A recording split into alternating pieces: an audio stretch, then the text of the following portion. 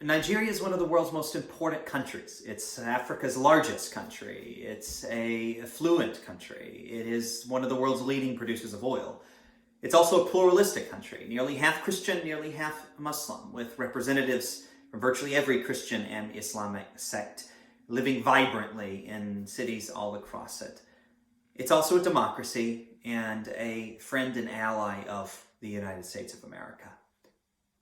And yet again, it's listed as a country of particular concern in the report of the United States Commission for International Religious Freedom. Because I, Johnnie Moore, one of the commissioners, joined my colleagues in our grave concern that the government could be doing more to protect its vulnerable communities. Communities in the north of the country, in the center part of it, Christian communities that continue to be subject to ongoing attacks and terror from groups like Boko Haram and ISIS and West Africa. In the center of the country by tribesmen who seem increasingly inspired by those terrorists.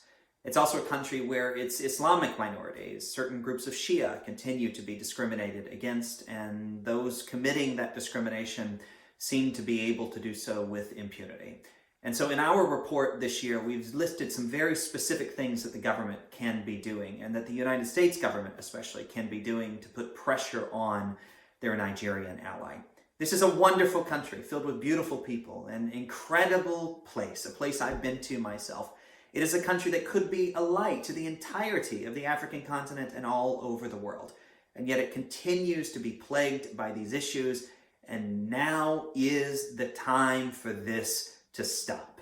And if you want to support the efforts to do so, you can go to USCIRF.gov, read up on our annual report on Nigeria and 28 other countries, and plenty of other issues and examples related to religious freedom, the human right, the freedom of belief in religion.